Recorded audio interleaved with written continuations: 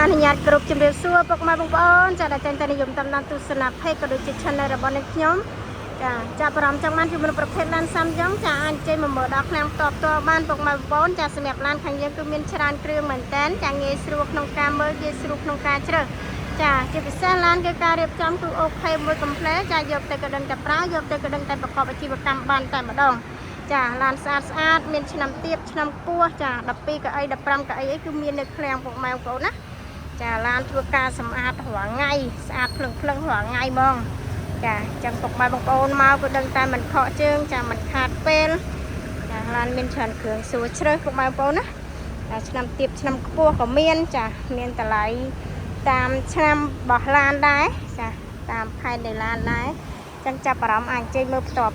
ចាសម្រាប់ទីតាំងគឺនៅភ្នំពេញព័ត៌មានលម្អិតពុកម៉ែបងប្អូនអាចតាក់ទងតាមរយៈលេខទូរស័ព្ទពីខ្សែនៅខាងក្រោមវីដេអូនេះបានចាចង់សាកសួរព័ត៌មានបន្ថែមក៏បានចាចង់ជួយមកមើលឡានដល់ឃ្លាំងផ្ទាល់ក៏បានចាមកមើលផ្ទាល់ងាយស្រួលក្នុងការមើលចាងាយស្រួលក្នុងការសម្រេចចិត្តចាមានច្រើនគ្រឿងចេះងាយស្រួលក្នុងការជ្រើសពុកម៉ែបងប្អូនចាយ៉ាងពុកម៉ែបងប្អូនមិនថាមកពីតាមបណ្ដាខេត្តឬក៏ទីក្រុងភ្នំពេញឯងមកដឹងតែមិនខកជើងមកដឹងបានតែដឹងតែបានឡានត្រឡប់ទៅវិញឯងអរគុណច្រើនមែនតើសម្រាប់ការតាមដានទស្សនាវីដេអូតាំងពីដើមរហូតដល់ចប់កុំភ្លេចជួយធ្វើការ like page ចាក៏ដូចជា subscribe channel ម្នាក់មួយដើម្បីទទួលបានព័ត៌មានថ្មីបន្ថែមទៀតចាអរគុណច្រើនជម្រាបលាបាយបាយ